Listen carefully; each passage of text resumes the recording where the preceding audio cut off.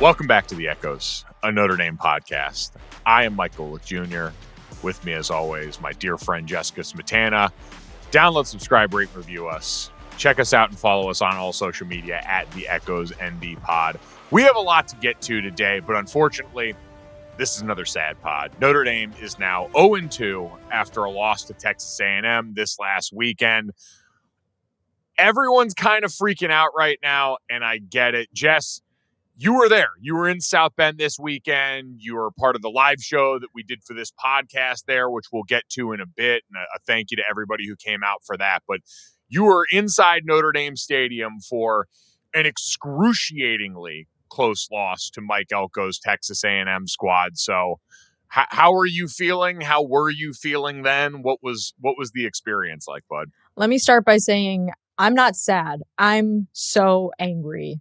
Everything about this experience, this Saturday night, has left me just chilled to the bone. I am so upset about this, Mike. This felt like the exact feeling I had leaving the stadium after the 2023 Ohio State game, where Notre Dame put up a hell of an effort. Obviously a much different game, but final drive, Notre Dame not able to stop Ohio State. Ohio State wins the game. You're standing there in the stadium. You're watching the end zone. You see it happen, and just the disbelief rolls over you. And then you're just mad because you're replaying all the mistakes that Notre Dame made throughout the night, all the chances they had to put the game away or to put more points on the board. And you just have to turn around and leave and walk out of the stadium and go home. And it is a tough feeling. And to add to that, I'll just describe a little bit about my Saturday night. So I had to drive back to Chicago to fly back to New York. So as soon as the game went final, I hauled ass out of the stadium to get to my car because I didn't want to get stuck in the, line of cars getting out of the stadium lot. And I was probably like the third car out of the lot. And I angry drove 90 miles back to Chicago, like fists clenched on the steering wheel. Was it the kind of drive where like you forget that you didn't turn on any music and you're just there white knuckling in a silent car? Mike, I'll even beat that. First of all, I felt like I was in Mad Max Fury Road, like driving the rig. Like that's how how angry my drive was. So I called my friend Chris, who writes a Notre Dame newsletter. I screamed at him for like 30 or 40 minutes about the game, just screaming. I called my dad, who was also driving back from the game, who told me, he went to Notre Dame. He's been to national championship games, wins and losses for Notre Dame. He told me He told me I'm not sad. I just feel empty. Which, I understand that reaction. I don't feel empty though. Like I'm pissed. And then I left you an angry voice memo at one point, and then I called my friend Chris back. And by the time I looked at my GPS, I was about 10 minutes away from my destination. I blackout rage drove the entire toll road west to Chicago. And, it's been over 24 hours now by the time we're recording this. And I'm still so angry about the outcome of this game because it was right there. And it felt different than the Miami loss because there's a lot of things you can write off from the Miami game as first game of the season. Notre Dame got outmanned. We'll see how they rebound. And I thought Notre Dame rebounded well in a lot of ways in this game. They had a lot of opportunities. And I feel like if I'm comparing Miami and Texas A&M, I think Miami is overall a better team. And I thought Notre Dame totally blew this one. And so I feel just so upset, so angry about the outcome of this game because it was right there. It was a 41-40 result, clearly indicative of that. But I'm with you, Jess. Like my initial feeling was definitely anger because of that.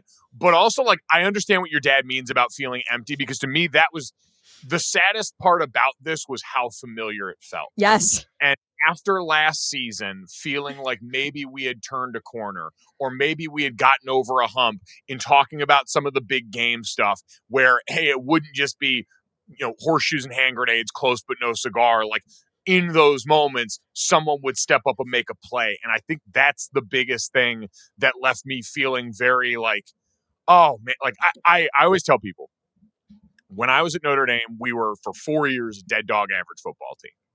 And when you're a dead dog average football team, you play in a lot of close games like this and you lose. And when things start to go wrong in the fourth quarter, and I can remember it so vividly, that sinking feeling of, oh, here we go again. Right. What's going to be the thing that goes wrong this time? In this case, You've got Tyler Buckner missed hold on the extra point that puts it so that a touchdown wins it with an extra point for Texas A&M on the back end. It's, penalties along the way. It's an injury in the pregame warmups to your starting nickel. It's all these little things that go wrong, but you start looking around wondering when the bad thing's going to happen and not where is the play and who's going to make the play? What can I do to go win it? And I think that was the thing that sticks out now that I've had time to kind of sit and digest most after all the feelings, Jess, is like, they're just right now, especially defensively, are not a lot of playmakers on the field. And that loss got felt so vividly during the course of this game that you're right, was there for the taking. They had multiple opportunities to win this game and did. Credit to Texas A&M because they went out and made the play. Absolutely. Credit to them. And I would say I refer to this as like the hello darkness, my old friend feeling of Notre Dame football fandom, that after the Northern Illinois game last year, like that was certainly how I felt, where it's like a very familiar kind of sadness. Like, oh, wow. They had just beaten Texas A&M on the road, and exactly what you said, felt like they turned a corner and we're going to be a dominant football team. And then you lose an embarrassing game, laughing stock of everyone that week. And Notre Dame 1000% redeemed that loss in 2024. But I think now we're starting to come to terms with the fact that this is a different football team. Like, we thought the defense would just pick up where they left off, be physical, be dominant, limit point scoring, and contain a quarterback like Marcel Reed. And it's just a different defense. And we have to now understand why. We have to understand, is that because of the players? Is that because of the coaching? Is it the play calling? Like, what aspect of it is different, and why it could become better, or why it maybe isn't going to become better. But I think that's a lot of the reason why the fans are freaking out right now. It's because we did turn a corner. Those 3 postseason wins happened. Indiana happened. Yes. Notre Dame blew out Indiana at home. Notre Dame beat Georgia in the Sugar Bowl, out physical Georgia, the SEC champion. Notre Dame beat Penn State in a gutty win in the Orange Bowl. Like, we can't pretend like that didn't happen. And now we're back to square one, where this team hasn't won a New Year's Six bowl game in 30 years and, they can't win the big game, whatever. Those things all happened, but they happened last year. And this is a new season, and it's a new team. It's a new group of players and a new defensive coordinator. And so now we have to figure out what exactly went wrong, how do they fix it, and what we have to look forward to for the next 10 regular season games at least, because there's a whole season ahead of them. And it's a really crappy feeling to start 0-2, just like Marcus Freeman's first season when they lost to Ohio State and Marshall, right, and realize there's still a lot of football left.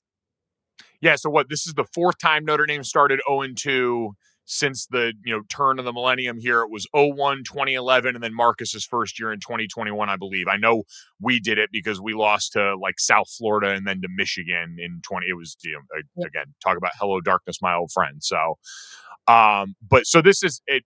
Territory we've been in, and Jess, I think your perspective about last year is prescient right now, because for Notre Dame, it's going to be a similar feeling going into this week. I've already seen on all the talk shows, the talk is Notre Dame already blown their playoff chances? Your 2 best resume points on paper to start the season were your first 2 games. And it's at a time of year where you're the worst version of your football team all the time. Everyone gets better over the course of the season. We all know that. But the way Notre Dame's schedule broke this year, your 2 highest leverage games in terms of impressing the college football playoff committee came in September. And so now you're going to have to weather not the embarrassment of last year in Northern Illinois, but this conversation being about you of, is Notre Dame already on the outside looking in? Now, we know Notre Dame still somehow ranked 24th in the AP poll, despite being the only team in the top 25 without a win at this point, which just does kind of go in line with what we've heard all offseason, which is everyone is kind of talking more about these wins, losses, the tough scheduling, how it's factored into the formula for the college football playoff committee.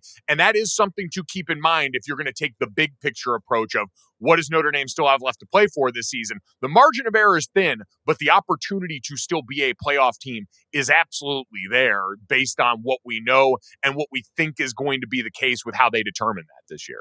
Yeah, the AP poll thing, I'll just say, I understand why non-Notre Dame fans are pissed about that. Sure. A winless team in week 3 is ranked ahead of USC, who's 3-0. But USC played Missouri State, Georgia Southern and Purdue to start their year. I'm confident Notre Dame would also be 3-0. And it doesn't really matter that Notre Dame's ranked right now. It doesn't matter that it's week 3 and they're the 24th team in the AP poll. So who cares, respectfully? Like, this doesn't matter.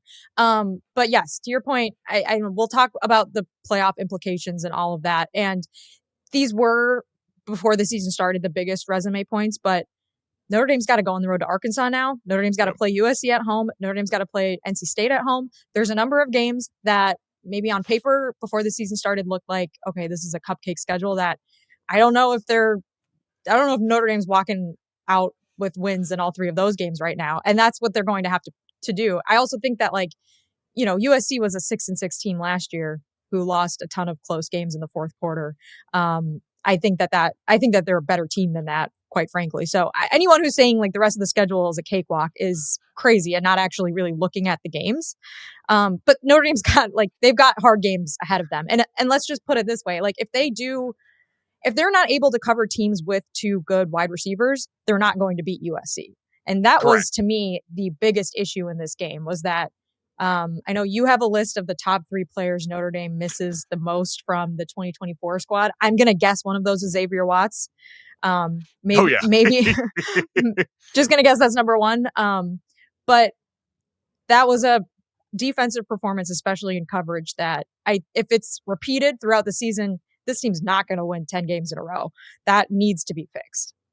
Yeah, I think that's right. If we're coming off this game and the anxiety is the thing that we thought was Notre Dame's strength last season, that we thought was going to be one of the strengths going into this season based on everything we heard coming out of camp about the depth and the talent in that room, was we thought secondary was a Notre Dame thing now. Marcus Freeman, well known for his work, helping that. And obviously Coach Mickens, an incredible coach in the back end. We thought, oh, okay, last year our best corner goes down. We just replace him with a freshman that's an All-American and the best player in our defense now. We'll just keep doing that. Lo and behold, that's a little harder than it looked last season. And so when you look at, again, I think to go back and reframe this game, so Notre Dame on defense ended up with that 1 interception in this game, but over the course of the night, no sacks, only 2 tackles for loss in this game. So not a lot of pressure, but also on the back end, not a lot of great coverage going on, a ton of big plays given up. And Devonta Smith, their transfer nickelback from Alabama, apparently injured his ankle in the pregame. Yeah, it sounded like he rolled it. That sucks, honestly. Like, I don't even know what to say to that other than that is just terrible, terrible luck. And to be fair, he didn't play every snap in the Miami game, but you have to imagine when you go into a game expecting a guy to be healthy and they're out the minute before the game starts, that's already putting you on your back foot for the whole game. Like that, I don't want to overstate it because we haven't seen him play enough to know how big of an impact he could have had in this game, right? But that just sucks. And that's just luck, I guess. I don't even know what to call that other than it just sucks. It is. It's terrible luck. And to your point, Jess, injuries that happen in a game the week prior where you've got all week to game plan, different story. Yeah. Injuries that happen during the week where you've got time to adjust. But you even look in the NFL where it is infinitely better game planning overall. Everything's just a better, smarter version of the sport. The Chiefs lost Xavier Worthy in the first series of their game against the Chargers, and their whole offensive game plan kind of got turned on its head because it's difficult for even the best minds, for Andy Reid and Patrick Mahomes, to adjust to that stuff on the fly. And in this case, this ended up with, so Carson Hobbs ends up as the guy playing the bulk of the snaps in the nickel role there. And right now just might not be ready for the rep count that he got. He was someone that they went at pretty often. Christian Gray was someone that they went at pretty often, and just we're not ready to keep up with all of the speed that Texas A&M threw at them on the perimeter. And so that's the thing, Jess, is right off the bat, it's all right. Last year we were able to strap it up, play man-to-man on everyone, feel pretty good. Late in this game, I know there were complaints about how much we went to that in the Miami game or how much we didn't, how different the defense looked in that regard. Second half of that game, not going to lie, looked a lot like last year. We were throwing a bunch more blitzes on early down. We were putting more numbers in the box. We were playing way more single high, trying to play man across the board, and just did not hold up the way that we used to hold up in those same scenarios. You could argue we got too long to get there, but I just also think, especially when, all right, you've got that going on. Jalen Stroman gets pulled. I don't know what happened there. He ended up coming back late in the game, but it was long stretches of Tay Johnson in this game. So you're talking about guys in their first couple of years on campus having to shoulder massive snap count loads, right, maybe a little earlier than they were ready for in this game. Against a top 25 team. Like, it's a tough spot. And to your point about the second half, Notre Dame held Texas A&M to a punt, field goal, final drive, touchdown. It was different in the second half. And I don't think you can, we talked about in the Miami game, like, did Mario Cristobal just sort of like took his foot off the gas? I don't think you could say that about this game. I want to read Marcus Freeman's quotes about the defense, especially because I think we're going to spend probably the most time talking about the defense in here. We will talk about CJ Carr and the offense and Wildcat and all of those things because we've got a lot of questions about that too. But his first question in the press conference postgame was about the defense. He said, it's not good enough. It's not good enough in the run or the pass, not good enough getting pressure on the quarterback. I mean, of course, that's the big thing, right? The pass rush. Like, what's going on with that? Again, played 2 really good offensive lines to start the season, but it wasn't good enough. Then he said, we had some unexpected injuries. Of course, that's true. He said, but it doesn't matter. It doesn't matter who's on the field. If you're on the field, then we got to put you in a position to make plays, and we didn't play well enough. I thought the second half we came out and played better. We started the second half better, but I put them in a bad situation. And then he talked a little bit about the offense. And then there was a question also in the press conference about Chris Ash being the defensive play caller. Obviously, Chris Ash getting a big brunt of this. Philosophically, I think we can discuss whether that's deserved or not. I do think in the grand scheme of things, I'd rather blame the coordinators than the players. So the fact that he's taking the heat, I'm okay with. It's better than like, this player sucks, this player's a bum, whatever, from fans. But yeah, no, and I'm always hesitant to even name the negatives publicly with guys because even though money's changing hands now, I still look at them like they're not professionals yet. They're young guys trying to figure it out. And the guys I name checked in here, like, they're good players who just went out and had a tough night against a really good opponent, but also just highlights just what Notre Dame lost on that side of the ball in terms of playmakers from last year and not taking for granted. Even right now, at a point in Notre Dame's life cycle where we think, hey, we're closer to reload and not having to go and wholesale, like, go back to the development. Like, that's the whole hope about where the program is trajectory-wise right now. Losing Xavier Watts, who we talked about, insane playmaker. Losing Jordan Clark from last year, who I thought was sensational as the nickel for Notre Dame in a lot of ways. Veteran, savvy guy, could do a lot of really good things for them there. And then to the pressure point, like, Riley Mills had 7.5 sacks playing D-tackle last year. We do not have that guy up front right now that can consistently win at the point of attack. And to the coaching point, like, listen, I didn't love the way the game got called in week 1. I thought the second half looked closer to that. And if you tell me from here on out, hey, Notre Dame, even in the midst of this loss, finds their identity in the second half on defense in this game, that's a net positive for me because I thought that looked closer to what we had last year than anything I had seen through the first 6 quarters before that. Like, that started to look more familiar where, hey, Drake Bowen's looking like himself. That guy was coming downhill. Huge bounce back game. Like, there were things that started to go, okay, those are the guys. They look more comfortable again doing the thing. KVA has played awesome football through 2. Like, him and Drake are our best linebackers. Yeah. Those are by far our best 2 linebackers, and I hope we get to see more reps of that. But, like, you saw little flashes of things here and there that if Notre Dame can do what you do, it's get better over the course of the season. The signs are there for this right now. But I think we all, myself included, underestimated how much the newness in some of those key areas with the loss of great playmakers and a veteran defensive coordinator and all the newness that came with it was going to affect what we saw early in games against really good teams. Absolutely. So this was Marcus Freeman's answer about the play calling on defense, especially because, of course, Marcus Freeman, former defensive coordinator, something he's capable of doing. The question was, are you going to change play callers? And he said, it's not the call, it's the execution. I've always believed that. I've been a play caller. It can be overrated as much as its execution on that play call. That's what we got to evaluate. We'll look and say we probably shouldn't have called this in that situation. So those are the things you're always looking at. But he said this is an execution issue. Like, we had guys in the right position or we called the right plays. They just didn't execute well. I think that this is maybe a situation where, as outsiders, we don't exactly know. Like, we don't exactly know that. And you can watch a lot of tape and maybe get a better sense of it, but we don't know for sure. And it's only been 2 games. But this is kind of the debate right now, I think, is like, maybe it's a little bit column A, little bit column B. It's execution and play calling. Maybe Chris Ash doesn't have the feel for the players yet that Al Golden did over 3 years, which is absolutely a thing, right? Yeah. maybe it's he doesn't have a feel for calling a college football defense because he hasn't done that in a while either. But maybe it's a little bit of both, and maybe it does get better over the season. What sucks is that you needed it to be good by week 1, and you needed to, at the bare minimum, split these games, right? I don't even care which game you win, which game you lose. Like, you can't start 0-2, and they started 0-2. It wasn't good enough to start the season. No, it wasn't. But Jess, everything you mentioned there makes perfect sense. And you see it playing out on the field. Like in this game, we saw whole new starting defensive line in this group, right?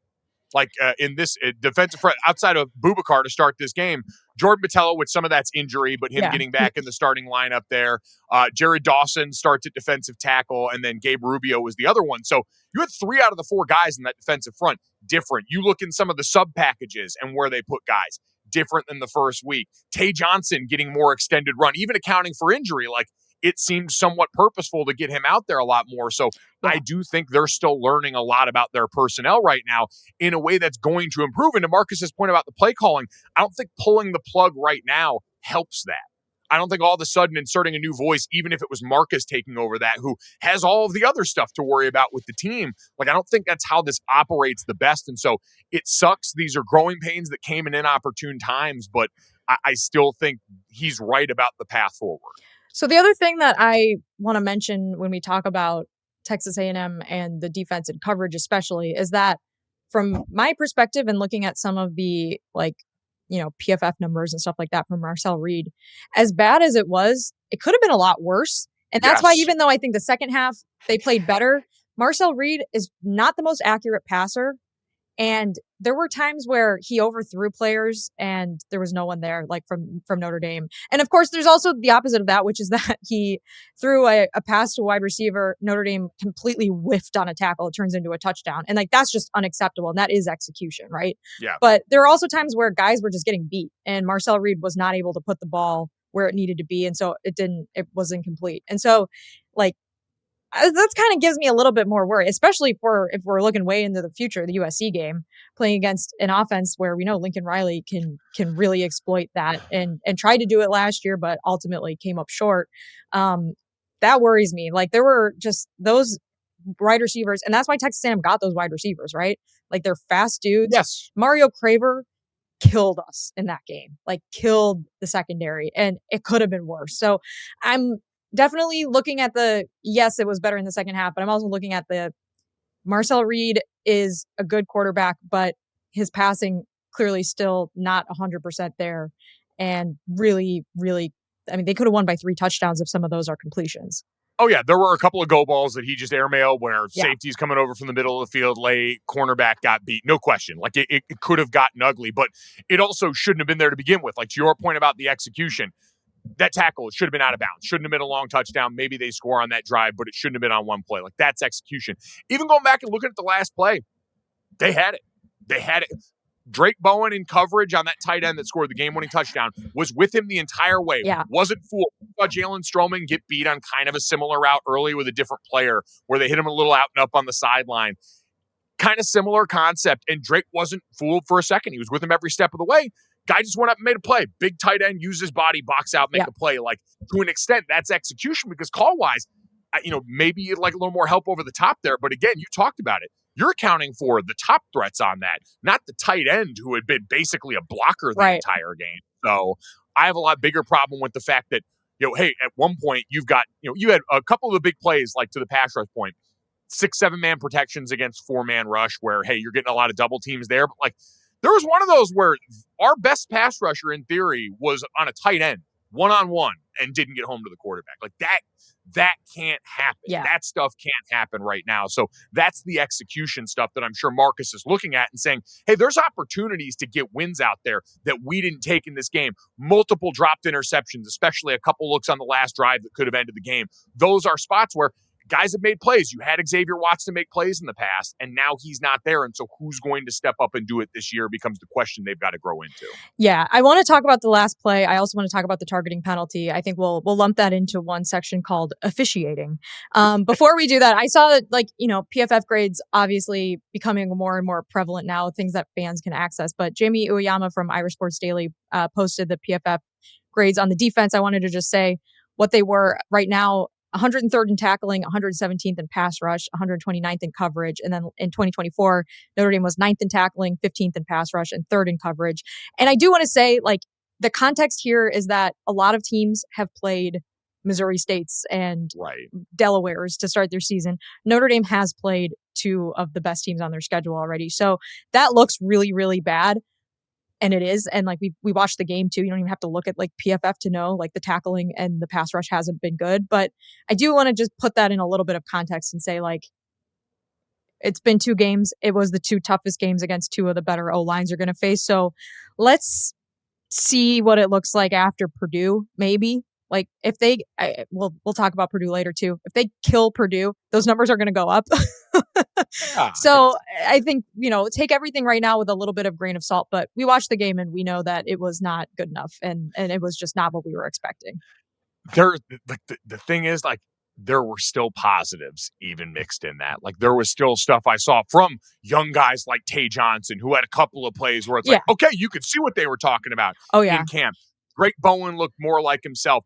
I tell you what, I saw one snap of this, and I want to see more now because we talked a lot before the season about Bryce Young, who so far has not looked like he's made the step that maybe I thought he'd make. Put him down on the inside for like a nickel 3 technique rush, the way we used to do with a guy like Stephon Tuitt, who was my teammate. I saw one rep of that, and I went, huh. And even the last couple drives, you saw him look a little more comfortable turning it loose. Like, I do think they found some stuff in the second half that they're going to be able to go back to in this game. Leonard Moore, God, thank God he walked out of that game Oh my healthy. God. When he went down, Mike, I texted you. I said, that's the season. If he's out, that's the season right there because he is a absolute, Notre Dame needs him so bad, but anytime the ball was near him, he's making a play. I mean, he had that insane interception, basically just ran the route for the wide receiver and caught it. And I mean, like, Marcel Reed wanted nothing to do with him in that game. He is just an awesome player. And you're right. We are spoiled by that player coming in as a freshman last year, replacing Benjamin Morrison, who was an outstanding cornerback, and just picking up where he left off like it was nothing. And we don't have a freshman like that yet on this team. And that's not to say that maybe one of these freshmen or sophomore corners doesn't become a better player over the span of the season, but absolutely spoiled by the fact that he walked in and just like All-American, just the best player on the defense outside of Xavier Watts. Yeah, you're right. That is abnormal. To replace the best cornerback in terms of pure coverage I've seen in my Notre Dame lifetime with one who looks like he's just as good is insane. And you saw it when he went down, young guy comes in and they immediately threw it him a couple times and went right down the field. Like, that is the gravity. And that's usually the drop off you have from a player of that caliber. There aren't just a lot of those that sit around. You have a really good coaching staff on defense, really good secondary coach and Coach Mickens. So that's just a reminder. We have a special player out there in 15, and we're really glad he's healthy coming off that game. So, all right, let's take a quick exhale, take a quick break. When we come back, we can talk about how we go forward, what we saw from the offense that I did think had some points that we could be really excited about, and all that other stuff when we come back here on the Echoes. Breakfast might be the most important choice you make all day. That's because with Wendy's 2 for $3 breakfast, you can mix and match your very own perfect pairing of our delicious morning favorites. With this breakfast deal, the choice is all yours, not someone else's. And isn't that how it should be? It's your breakfast after all, not Martha's. She can pick her own breakfast. This one's all you. No matter what you choose, from our sausage biscuit with that grilled breakfast sausage or the egg and cheese biscuit with fresh cracked grade A egg and melty American cheese on a fluffy buttermilk biscuit, a small size of perfectly seasoned potatoes, or a medium hot coffee to power through the morning.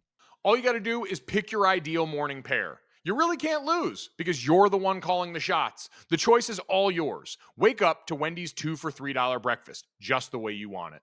Limited time only during breakfast hours. U.S. price and participation may vary. No substitutions. Not valid in a combo. Single item at regular price. Welcome back to the Echoes podcast. I'm Jessica Smetana. He's Mike Golic Jr. We talked about the defense. We talked about Chris Ash, Marcus Freeman, secondary, all those things in the first segment. But I do want to talk about maybe the play of the season that came down to that touchdown pass on 4th and goal at the end of the game, Mike, where, like you said, it was the defense. Marcus Freeman called a timeout. The defense knew what play they were supposed to be covering, and they did a good job. And Donovan Heinisch almost had the game-sealing sack or pressure or hurry, whatever, which would have made a big difference, I think, but he got tackled. He got tackled by the Texas A&M offensive line and no call, nothing from the officials. I mean, does your heart just sink when you see that replay on TV? Because I was in the stands, and so I saw it happen, but I obviously was watching the whole play, so didn't really exactly know what went down until I watched the replay. But man, that pisses me off. It does. It's heartbreaking. Like, again, I have dumb former player brain where I still look at the plays that Notre Dame should have made before that wouldn't have even had them in that fourth down situation. But the ref's also a third of the game, and they got to do their job. And I understand, hey, those guys have a lot to look at too. I saw refs breaking down where their eyes were on that play. Like, hey, it's your job. You got to call that, and to miss a blatant call like that where he is full-blown tackled in the middle of the most important play of the game is inexcusable, point blank, period. It did not cost Notre Dame the game. Like, Notre Dame did plenty of that themselves at different junctures throughout the game. It's a football game. It's complicated. But the refs got to own their part there. It just cannot happen. I want to read what Terry McAuley posted. He's, of course, like the, a ref guy on social media who does all the breakdowns of like the officials and everything. I generally agree with whatever Terry McAuley thinks when he's former NFL official from 1998 to 2017. So he posted the video and said that was just a patently egregious missed offensive holding foul. Game time, score, all irrelevant. It should have been called anytime and anywhere it occurs. And then went on to talk about how just basically that call can't be missed if you're an official. Like, you can't miss that. There's supposed to be multiple officials keeping their eye on that part of the field. For whatever reason, like you said, they weren't looking, and it was egregious. And so, yeah, and you're absolutely right. Like, I haven't seen Notre Dame fans anywhere blaming that, because I think everyone watched the whole game. But when you want to talk about like the defense not being able to make a stop at the end of the game, they had it, and it just sucks. It just sucks. And I want to also add one other thing. The targeting penalty. Again, I haven't watched the TV replay yet, but I've seen the replay 50 times from, they played it 100 times inside the stadium. I don't know about that, man. I don't know about that targeting penalty. I don't know how you eject a player for that, And it's really, really bad too when he is your senior most like captain of the defense, safety, and Notre Dame's struggling there the whole game, and then he's out for the last couple drives. Like, that really sucks. Yeah, it's brutal. It was, to me, pretty ridiculous as a call. Like, so yeah, it was. There's no doubt a couple of the biggest officiating moments in this game went decidedly not Notre Dame's way, and I don't have a lot of good answers for either of those. I mean, the holding call to me is the most egregious one by far. Targeting, sometimes it's such a gray area call. We spend so much time in the lead up to seasons trying to iron that out, but ultimately you're right. And like, guy stepped up. What Luke Talich ended up coming up and playing a lot more towards the end of that game because of that. And I thought acquitted himself pretty well for the most part. But yeah, losing one of the veteran guys in that secondary at that juncture, just brutal. I think a lot of things have to go wrong sometimes for games to end the way they did. Like, I guess I wouldn't say Notre Dame was clearly amazing. They're the best team on the field. They should have won the game. It was stolen from them. But I would say, like, even though they had a lot of mistakes, they had it right there. And a lot of things went wrong. Like the missed extra point.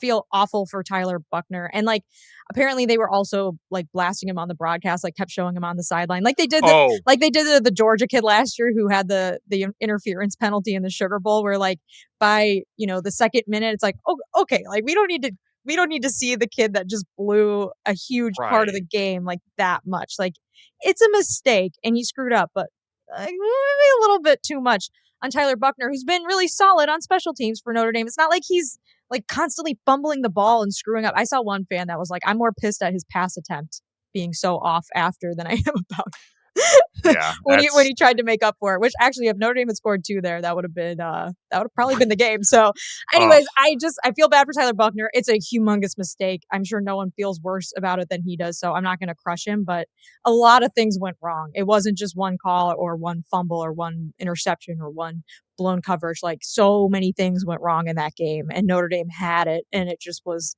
one too many mistakes. Yeah, didn't make plays. That Notre Dame in the final drive, once Texas A&M got down to like the 25-yard line, had a 3rd and 8, a 3rd and 16, a 3rd and 11, and a 4th and 11. Yep.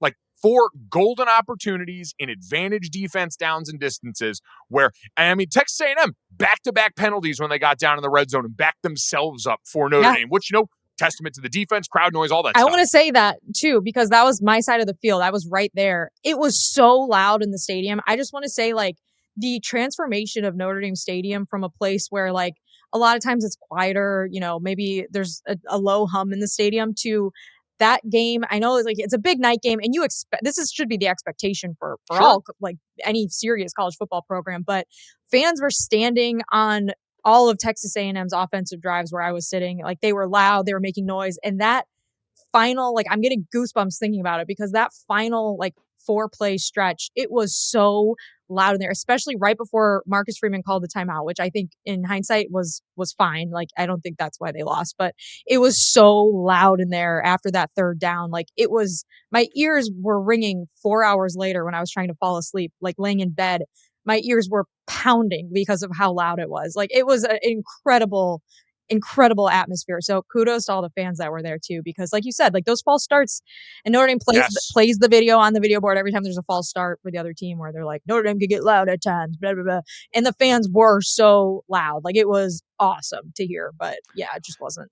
Unfortunately, you couldn't, I wish we could have put a fan out there just to bat it down, like real 12th man Texas A&M shit, but yeah, we can't do that. So honestly, thrilled. And like, we saw that atmosphere in the playoff game. Like, it really, for Notre Dame fans who got kind of, taken to task as the wine and cheese crowd for so many years. And God, I can remember looking up in the stands and seeing people asleep in the gold seats. Like, it's a well-earned reputation from back then, but to your point, does seem to have made a turn. The whole game day atmosphere, it's sensational there now. So it was a tough one. Yeah. But again, love the environment. Had the opportunities, two like could have been winning interceptions on that same drive. So again, the plays weren't made. And it was Ohio State, Mike. It was Ohio State. Yeah. Like, it was the last drive of the Ohio State game, and yeah, it was like bringing up like an old trauma. Like, I was like, I've been here before. Like, I'm having like a physical response to this because I'm like in pain. I literally was like in pain.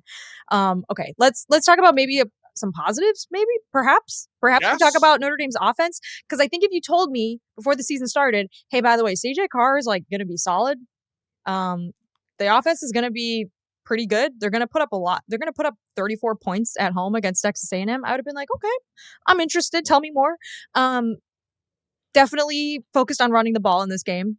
Yes. Jeremiyah Love and Jadarian Price, definitely what we expected, and they were able to run the ball pretty well. CJ Carr, like we mentioned, the interception, which it looked like he could have kept it on that play and maybe had a few yards of a gain on that one if he kind of like went to his left there instead of throwing the pass, but the pass got tipped up and intercepted in a really crucial moment in the game, and that was really tough. There were a couple balls where he like overthrew players or whatever, but then there were a couple passes, Mike, where I'm like, that's a really difficult throw. Like, there was one he threw in the middle to, I think it was Will Pauling towards the end of the game. It was like a really tight window. There was one pass that was like a really nice, like, I guess you call it a layered pass. Like, it went over one defender, in between two other defenders. I can't remember who caught it, but it was a really, really nice ball. Like, there's just things that he does where I'm like, he's super solid, and I'm happy at least that he's playing up to a level. The expectation should be high. He's a starting quarterback. He should be good, but it's only his second game, and he's played in 2 really tough games and done a really good job so far. I mean, again, we shouldn't take that for granted, though. Like, we're watching one of the most hyped quarterback prospects in recent memory in Arch Manning have a really rough start to his season against, outside of Ohio State, a lot weaker competition than what CJ has faced in the first 2 games of this season. So he's comfortable. He is fearless, Jess. That's the thing I keep coming back to. And the arm talent's all there. He can put the ball wherever he wants on the field. He's athletic enough. He did have a couple of the freshman moments. Like, that interception was a feeling out, like a little too much dip on his chip, but he's trying things because he believes he can make every play. And that's a great thing. The most freshman moment of the game was the 2-minute drill at the end of the first half, where you've got him frustrated with the mechanics. He claps, the center hears that and snaps the football. Like, that's a freshman moment that he'll grow out of, but was also a critical juncture in that game. Like, Notre Dame had hit the splash play on that drive points were on the menu potentially, and that mistake combined with a couple others ends up taking potential points off the board there. So that's another missed opportunity that comes with youth at quarterback that I don't want to say I excuse away, because like you said, you got to be able to go out there and handle that, especially at home where the crowd's on your side. But overall, 20 of 32 for 293 yards, 1 touchdown and the 1 interception there. Like, that's a guy you can win because of going forward, is where we're at with CJ Carr. Yeah. So you're right about that. And I do want to mention, like, in 2024, we talked a lot about the middle 8, like the last 4 minutes of the first half, the first 4 minutes of the second half. Notre Dame's been really bad in the middle 8 in these 2 games. And that was a great example where, like, if you put 3 points on the board at least, I mean, and Texas A&M almost had a chance to score 3 right before the half too. Yes. Like, that's especially critical and a huge mistake, like maybe a game-changing mistake there with the clap, like you said, which it sounds like you're saying the clap is that's CJ Carr's fault, not the center's fault. Yeah, I listen, I will always couch this by saying I do not know their current cadence, so I can only speculate so much. But in general, what you see on a lot of colleges now is the cadence when you're in the shotgun is either you signal to the center of the offensive guard that's looking back, he signals, and then the center knows to go from there. Or, and especially at home if you're in the gun, hey, you'll just go off the clap because the crowd's on your side. You can hear that a little bit better, and that's the signal for the center. All right, I hear the clap. I go 1 count or whatever we've decided on that week, and then I snap the football. And so in that situation, it looked like everyone was kind of holding steady, and then CJ in frustration walks away and claps, and then you see it. So that is based on what I know about snap counts, cadence as a former center and playing, in college, all that stuff. Without knowing specifically, that would be my guess. There was one other CJ Carr thing I wanted to mention. Pete Sampson reported after the game that he was tipping off the defense to pass or run with his stance, staggered stance, pass, parallel stance, run, or whatever it was. What is your thought on that? Like, does that matter? Is that just like a thing you work on? Did it make a big difference? Like, what do you think about all that? I mean, listen, in an ideal world, and you do this as an offensive lineman where you try your best to make your stance different, the same, I should say, whether it's run or pass. But sometimes in obvious situations, hey, yeah, if you've got a dynamic rusher, everyone kind of knows what the deal is.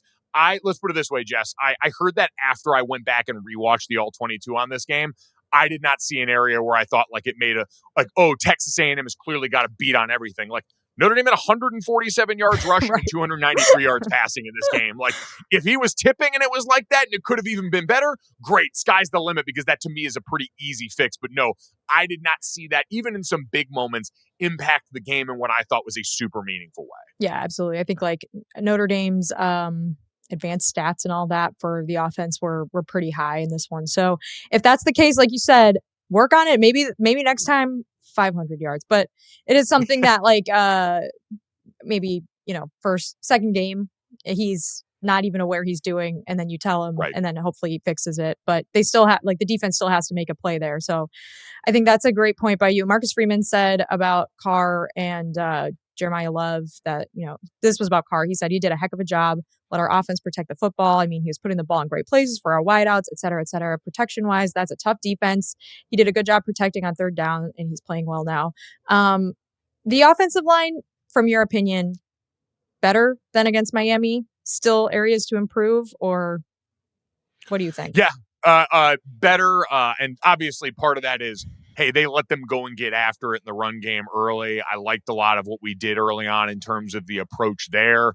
Let these guys go out there and lean on them. And there's really good players. I mean, we talked about them in the preview. Really good players in that Texas A&M defensive front, both in the D-line level and the linebacker level. And I thought they were physical. I liked the stuff we did schematically in this game. Thought Gerby Lambert really, you want to talk about a young player who benefited from the bye and came out and played much better than the reps he had against Miami.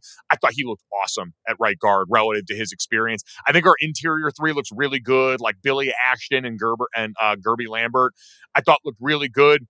Tackle at times, it got better in certain ways. In other spots, I was still a little surprised at some of the things. But overall, yes, a much better performance up front by the offensive line, a well-called game. And again, to me, that was one of the big things. I circled Gerby's name, and I was like, I thought that dude looked really comfortable for it being his second game as a guy, starting, so to speak, even if he didn't start the first game, I don't think. I also want to say, like, another big thing we talked about after the Miami game was, like, Mike Denbrock, maybe the play calling wasn't equal. And then we talked about maybe it was more Carr not reading right on RPOs, et cetera. I thought Denbrock called a good game on offense. I thought that the reverse flea flicker with the delayed wheel route pass was really nice. Anytime Coach Dan Casey's posting a play design, he's like a big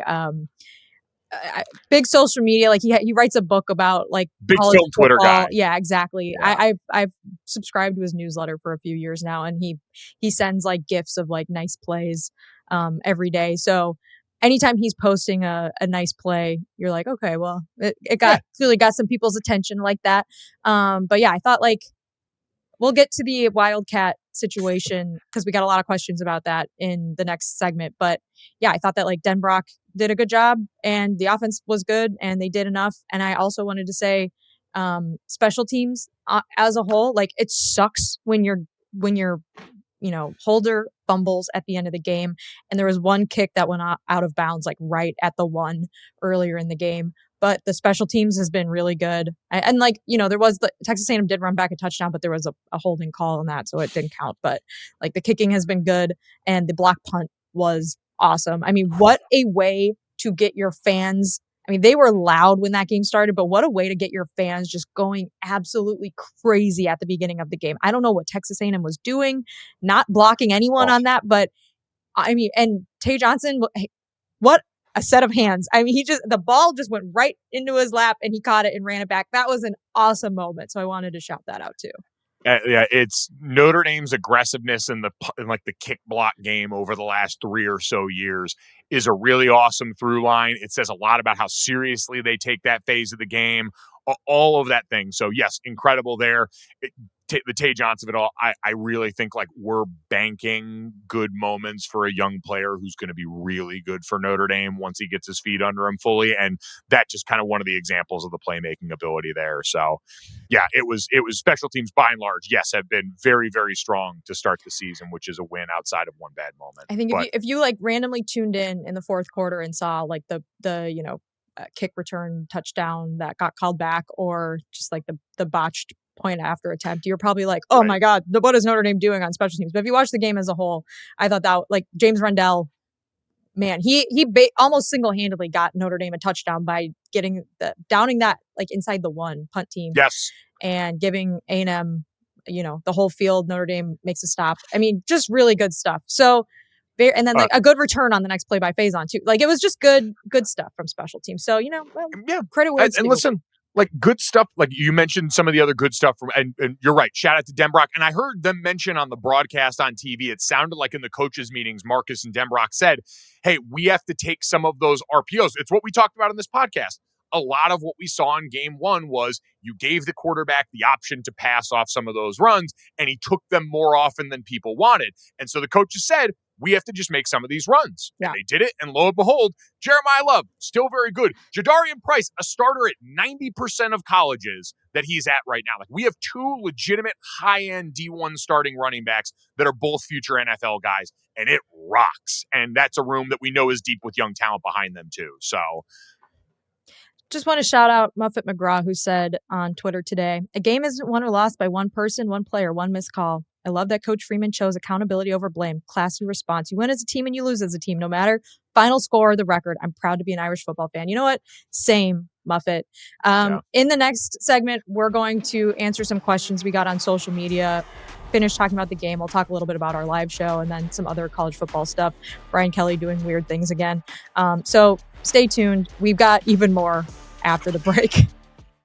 Welcome back to the Echoes at the Echoes ND Pod on all social media. Check out the YouTube channel as well so you can see our bright smiling faces. When Notre Dame does win a game, which we believe should be coming up this weekend, Notre Dame against Purdue, which is a game we'll talk about a little bit. This is one where I'm less concerned about Purdue, and this is more of like, the football cliche. Like if we go out and play our game and play to the standard Notre Dame should, this should be an easy win and one where we can all breathe a sigh of relief. But before we get to that, Jess, Did want to give one shout out as we are wrapping up the game coverage. I want to hear more about the live show from this weekend that you were a part of. Kyle Rudolph, Sheldon Day all showed up. It was a great partnership moment with Athletes First. Fun stuff that we can get into there. A quick aside and shout out to the Notre Dame wide receiver core, who I thought through the first couple of games of this season has acquitted themselves quite well in this game. 293 yards receiving spread across a bunch of different guys in this game. Eli Raridan lead with 85 yards. A lot of it has to do with that 43-yard pass play that you mentioned earlier in the game. But like Malachi Fields looks like a legitimate college number one wide receiver. Like CJ's got a ton of comfort with him. I think Jordan Faison is awesome in the slot. His run after catch on some of those short passes is a great outlet for the quarterback. Those two guys, Jaden Greathouse, his first 2 receptions of the season in some big spots showed some of that same juice we saw in the championship run. So again, you've got a quarterback they're clearly comfortable with, and I expect that group to only get more usage, find out more plays and ways to use all those guys to complement the running game that should still be the main thing. Like, we got to keep the main thing, but these receivers prove themselves more than capable, I think. Absolutely. I mean, the usage is something that like we couldn't make any comment on after the Miami game because who the hell knows? And now that we've seen more players get into the mix, I'm with you. I thought that like overall really positive review from that crew. And now against Purdue and against Boise State and like these other defenses that Notre Dame should hopefully have a bigger talent mismatch against. I want to see more of that. I want to see more Jaden Greathouse. I want to see more Malachi Fields. I mean, Fields is obviously a beast, and yeah, it's been good. So I'm happy with that. And again, like I don't have a lot of criticisms about the offense other than like mistake here, mistake there, but like overall solid performance. I thought enough to win the game. Certainly. We got one question I want to answer right here while we're talking about the offense specifically from Anthony Nolan on Twitter. He said, "What did you think about the Wildcat?" I want to hear your opinion first before I give my opinion. I, on principle, generally don't love the Wildcat. Like, this is clearly Mike Denbrock supplementing what they lost in the Riley Leonard design run game last year. That was our 4th and short special. Like, Notre Dame was master of the obvious last year. It was 4th and 1, 3rd and 1. We all knew we're going to line Riley up in the gun. We're going to run quarterback power, and we're going to call it a day. This is another execution area, I think, or maybe, I don't know what the design of the play is. Like, we just didn't have a backside cutoff guy on a couple of those plays, and that became the issue. Is, you know, there was one guy, I think one player that missed at the point of attack, kind of similar to the Miami game, but then some of it was just, hey, on the backside, we had a couple of guys come free screaming down. You still saw in a couple late in the game, it worked out well. Yeah. But Notre Dame in short yardage showed us last year in the midst of a good season. They are comfortable with everyone in the building knowing what's coming. They believe that they can go out there and execute in the face of that, especially with a player as talented as Jeremiyah Love. So it definitely was the pendulum swinging back after week 1. Everyone complained about Jeremiyah Love touches, and so they said, all right, you want touches? We'll put him back there by himself and just let him rain hell. What if he's the only one who touches the ball? Yeah, I definitely have. I almost kind of feel the way about it like I do with the tush push, but the tush push works for the Eagles because it's 100%. 100% of the time they get it, right? But it's one of those things that like, you know what the play is before the snap happens. And I think that makes people kind of roll their eyes a little bit. Like the 3rd time they rolled out the Wildcat, the entire stadium was booing as soon as they got into formation. As soon as CJ Carr like went out to the side, everyone booed it. And then they did it again after that. And it was successful the last couple times they ran it. But I guess my perspective is like, like you said, like they're trying to find their cheat code on 4th and 1 or whatever, 3rd and short. And I understand that. And I think that you could just as easily, if this is an execution issue when it's not working, like if it's a blown assignment and that's why you're getting a TFL on that the first time you put it out and next time you fix it, you could just as easily do that if it's a handoff. Like you could just as easily blow your assignment on a handoff as a direct snap, right? So again, it just comes down to execution. Like it's not necessarily the play call that I don't like. You're obviously telegraphing to the other team exactly what's going to happen on the play, right? So that's why people are rolling their eyes at it. But yeah, just execute better, and it seems like it can work. So I don't know. And listen, I think to your point, they're still figuring out what the menu is, right? We saw some of those runs for CJ in game 1 where they tried to use the Riley Leonard plays for him and maybe decided that's not where they wanted to live a lot in this game. I will say, while we're on the subject of this, good byproduct, a lot more Ty Washington, 19 snaps in this game, way more 12 personnel, looked comfortable. They did some cool things with the tight ends in those 2 tight end packages. So was happy to see that as an item back on the menu for Notre Dame here, even if maybe the Wildcat, maybe we over-indexed on it at some point, but I still thought overall, like, all right, maybe more change of pace play as more than the permanent play from here on out in 4th and short, 3rd and short. Yeah, while we're at it, let's answer a couple more of these questions we got on social media. I appreciate this from Dan, who's a big Notre Dame women's basketball fan on Twitter. He said, "What is the most concerning part about the defense? Is it?" And then he listed 6 things: the lack of pressure, the poor tackling, the confusion/miscommunication, the wide open receivers, Chris Ash's play calls, who is/isn't on the field, and then he said, "Is any of it fixable?" So, of those 6 bullet points, is there one that is the most concerning? I would say, I mean, they work hand in hand. To me, the pressure and the coverage are always a conversation that's hard to take one away from the other. But I just think in general, we are not as capable of going out and playing the kind of man coverage that we played last year right this second personnel wise. And maybe that's different when the group's fully healthy and everyone's out there and you don't have your starting transfer nickel, out before the game with a rolled ankle in a way that kind of throws the balance off. Such But BS. and that's one where I still want to see it personnel wise. Up front, the solution might be more of what we saw in the second half, which is I think you can't, like, straight 4-man rush. I don't think we have that. Yeah. And I think as much as they had that as something they were searching for going into the season, what you saw towards the end, move them around, let them twist, stunt, move gaps, send more in pressure, especially some of the guys like KVA and the linebackers that do have a little bit of that wiggle to them. I think that's how you've got to live in key situations where you want pressure if you're Notre Dame. Because outside, and again, the one thing I will say to that point that I wanted to see more of, kick Bryce Young down to 3-tech on some of those like 3rd and 8+ situations. And I just want to see something. I just want to see what happens. But yes, I think a lot of those things are fixable in different ways, and I'm excited to see how they attack it. I think you're right. I think a lot of it's fixable. The wide open wide receivers thing, I want to just say, like, if Notre Dame can have Christian Gray play the way he played throughout almost all of 2024, I think they're in a better spot because, like, he hasn't had it this season. And like you said, earlier off air, we were talking about like him possibly having that shoulder. He's got like the shoulder, what is it, like a brace? Yeah, he's got that like harness. It keeps you from raising your shoulder up above a certain point. Like, I had a lot of buddies who had shoulder injuries who wear that, and we've seen him go down a couple of times in these first couple of days in state games. I wonder if he's playing through something a little bit right now that we're going to find out about later. Yeah, and like obviously we all remember the last play of the national championship game, but I do think he's a good player, and like I think he has more juice than what we've seen so far. So just having like a second corner who can complement Leonard more and help out when you're playing against a team with multiple really speedy, talented receivers, I think is something that would be not an easy fix, obviously, if the guy is hurt especially, but would just make a huge difference right now. I want to ask you another question about the defense. What kind of adjustments, this is from Sportsball 78, Sam, what kind of adjustments did the defense make, if any, to only allow 13 points in the second half? And does that give you hope? Yeah, it was. I mean, again, it looked a lot more like what they were comfortable with last year. Like, they let them play more man coverage. It was a lot more single high. Like, you saw it. Usually it was Tay back there playing a lot of that just deep free safety that X used to play. And I thought they moved the guys around up front. Like, we mentioned him in the holding in the last play, but like Donovan Heinisch was a good example of that. He got replaced as a start. He started against Miami, didn't start this game. I don't know what went into that decision. But when they let him move around up front, he looked a lot better for it. And so I think those guys, like, when they got put in those positions where it was, hey, we don't need you to just sit here and hold up at the point of attack anymore. We're going to let you go and try and attack and play fast and get upfield. Everyone involved up front looked a lot more comfortable. And I thought Drake Bowen was kind of the totem for that. He looked more like the guy we saw last year. Big hits, emotional plays. And so I just think letting them go and play a style that mimicked more of what we saw last year really helped.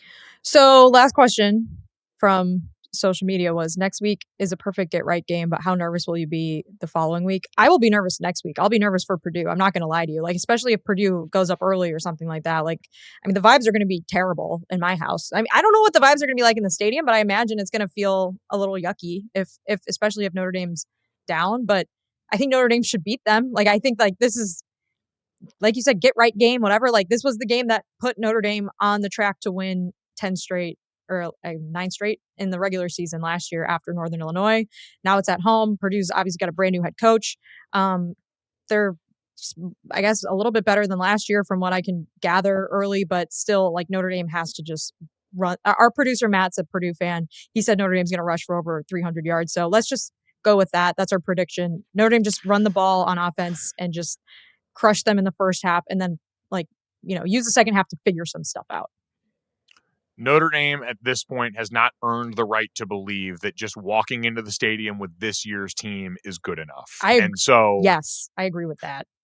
That's, again, like every season is different and you have to earn that as a team. Notre Dame found that out last year against Northern Illinois and responded. And so now for this team, how you respond to a very different kind of loss and a different kind of start to the season than last year against an opponent that on paper you are absolutely more talented than. You are further along in the life cycle of the team in terms of how long Marcus has been here, his fingerprints on the program, all that stuff is advantage Notre Dame in this game.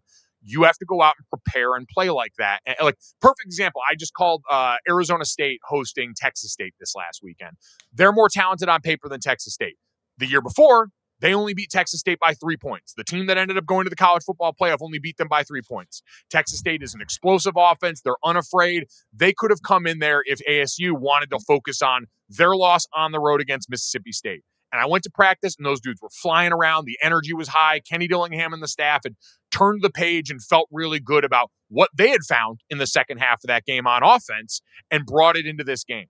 Notre Dame is an eerily similar opportunity to say, hey, like the running game and the way the offense looked. Second half, the defense played a lot more dialed up. If we iron out the mistakes and draft off that, we might have something here. They've got to go out there and earn that during the week and then show it on Saturday against the team they should beat. So it's a great chance for them. Speaking of Saturday, this past Saturday, we had a live event at Notre Dame. I want to talk about that a little bit and just thank everyone for coming out. Thank Kyle and Sheldon for joining me on stage. We missed you, Mike. We lightly roasted you throughout the first half of the show. Kyle made fun of your score prediction. I also want to thank our production crew and the support staff and everyone else too. Really, really good job. It was, for me, a breeze. It was a lot of fun. It was easy. Got to just talk about Notre Dame football. A couple of my roommates were there. My parents were there. Tons of fans there. And it was really, a couple Texas A&M fans even stopped by, which was nice. Wow. But it was a really nice event. And so I'm just grateful for everyone who came out to that. And I hope we get to do it again sometime. But we missed you, Mike. I missed you guys. It looked like a lot of fun, though. Like, it's a great crew. Obviously, I'm biased. Kyle was, as you guys, I'm sure, talked about during that, one of my roommates for his 3 years on campus during college and spent a lot of time there. But looked like an awesome setup. And I saw it, Jess, that I see you went over and did the early testing on Murphy's Ice Cream just to make sure it wasn't poison for everyone. I did a little quality control, and Murphy's Ice Cream, 10 out of 10. I love coming back to campus. And like when you were there, ID Street was still under construction, if I recall. When I was there, it had just kind of opened up, and the Chipotle was there, and like the Foundry and all the apartments and stuff were there, Brothers and stuff. But like, there's new businesses around campus. There's a Trader Joe's now. And I just love going back to campus and being like, these kids don't know how lucky they have it. Like, there's so many new businesses and restaurants, and Murphy's, when I was there, was a different ice cream place. But Murphy's is better than what we had when I was there. They've got vegan options. They've got better flavors, and overall, just I have zero complaints about what's going on or in and around the campus right now. Beautiful vibes in there. That one for me, Jess, in terms of these kids have no idea, was the Taco Bell that they put in the basement of La Fortune that was like a Sbarro when I was there on campus. Yeah. Which that glow up is insane and absurd. So the fact that they've got that, I know that came up as you guys did the How Well Do You Know Your Roommate. The Taco Bell was the late night spot of choice and still is for me, Kyle, and all our friends. So if we had that on campus, who knows what the hell would have gone on. The best part was when Kyle had to describe you dancing on his wife to Pony in front of like 6 8-year-olds who were in the front row. So that was awesome. If you know what I'm talking about, the podcast is on the feed, so you can listen to it. But it was, again, like, it was a really nice time. The crowd was awesome, and it dumped rain from like 9 o'clock until noon on Saturday. Yeah. So the buzz and the vibes were definitely subdued until around like 4 o'clock in the afternoon. And then the parking lots were unhinged and people were so excited. Tons of Texas A&M fans there, but not like a disproportionate amount, like a normal amount for a road team, road fans traveling to a place they haven't played before. But the fans were all really nice, like good vibes from them. Had a bunch of them at our tailgate. So overall, like, it was a great day until it wasn't. And that's sort of how it goes sometimes. If I want to make the Ohio State comparison in 2023, one of the best tailgates of my Notre Dame fan life was that day. The weather was spectacular. It was perfect outside. Everyone was fired up. And then Notre Dame lost on the last play of the game. So, man, here we are. Here we are again, old friend, my depression. Some people have seasonal depression when the weather gets cloudy and gray, but mine starts whenever Notre Dame loses, generally their first or second game of the season. So here we are again. Yeah. That's why I said, I tweeted it after the game, fandom is largely a mistake. It's a poison that we willingly put in our bodies. Very similar to alcohol because, man, when the good times hit, they hit like a Mack truck. But when it goes bad, my brother and sister in Christ, it can go really bad. And that was one of those nights where I just kind of laid in bed. Notre Dame finished that game in like the middle of the game I was calling, so I didn't really have time to like care about or process it because we're in the middle of that. And I just got back to my hotel room and I listened to your angry voice memo on our text thread. And I just kind of sat there and was sad. I almost turned on, like, cause I generally feel better after I go back and like rewatch the coach's copy of the game and like can look at it practically and find some of the good stuff there. And I just was not ready to do it at that point. I was like, no, this is just going to make me angry right now. And I don't need that. Yeah, absolutely. I feel the same way. When I watched the replay of like the last few minutes, especially, God, it really stings. But I think Texas A&M is a good team. I really am curious how the rest of their season goes because if they play against teams with a better pass rush than Notre Dame, I think they're honestly going to be in trouble. And Notre Dame did a good job stopping the run. And, the things that we were worried about when the season started, like CJ Carr, turns out not really my biggest worry right now. The things that I was confident in, the secondary, starting to feel a little bit queasy about. But yeah, Texas A&M has to play LSU. They have to play a bunch of SEC teams that I'm very interested to see how their season turns out. But Mike Elko finally gets his win against Notre Dame after losing in a couple heartbreakers when we played against Duke and then Texas A&M last year. So he finally gets one at Notre Dame Stadium. Man, I hate to be on the other side of that. I was going to say, I hate it too. And it sucks too because Mike Elko's an awesome guy. Like I've gotten to cover him a couple of times since he left South Bend. And anytime I get to talk with him in like a production meeting or on the field, he's great to talk to. He's an ultimate football guy. Like saw him, great shot of him yeeting the chair on the sideline early in that game. I know they made a whole thing about Texas A&M had some chair where they put a sticker for the teams they beat on it that one of their big offensive linemen came out on the field on. It was the first chair that got shown in the broadcast because then on the sideline, Elko is ripping into his players and just grabs a folding chair and yeets it over into, I think, the brick wall around the stadium. That gave a great shot that I need to go and see if, like, any of the aggregators or the Sickos committee clip, just the sad shot on the broadcast of that chair over on the sideline was incredible. I also wanted to say one more thing as far as like the crowd atmosphere and like the stadium stuff goes. This was a huge recruiting weekend for Notre Dame. Now, obviously fans, like we all think like, oh man, they better win. It's a recruiting trip. Like all these recruits are there. But I think that like the more important thing than the outcome is that they get to see what Notre Dame Stadium is like and what campus is like. And like I said, 10 out of 10 marks for all that. The weather was awesome Friday, especially. And then it was fine afternoon on Saturday. And then the game itself was great. So hopefully Notre Dame doesn't lose too many recruits because they lost by 1 point on the last play of the game. That would be obviously a little crazy. I'm sure you could speak to that as a former recruit. Like Jeremiyah Love, as we all know, committed after the Marshall game. So like doesn't necessarily impact what players are thinking either way. The bigger thing is that Notre Dame shows them like, this is where you could play. This is what it'll be like. And that's a cool thing and not like, a dud. So it was not a dud of a game by any stretch. And I think the fans made it super fun. Jess, we had the number one recruiting class in the country coming off one of the worst seasons in Notre Dame's recent memory in 2007. Manti Te'o committed to Notre Dame in the dead of winter with snow down on campus wearing jean shorts. And as you mentioned with Jeremiyah Love, like he committed after Marshall. There is so much else that goes into it. Obviously now money's a part of that too. So yeah, no, to your point, watching the atmosphere that Notre Dame Stadium has turned into over the last few years has been awesome to see as a fan, a former player, an alum, all the above. Absolutely. So before we go, anything else? I already mentioned Brian Kelly. He had like a moment in his press conference where he was yelling. And I kind of see his point. I get where he's coming from. It's just kind of the way he did it. So I know Notre Dame fans are invested in LSU. They beat Florida on Saturday night. But Brian Kelly he kind of is giving me like 2014 Brian Kelly vibes. For a while, we had like 2017, 2018 Brian Kelly vibes where he was like doing yoga and was like kind of chill again.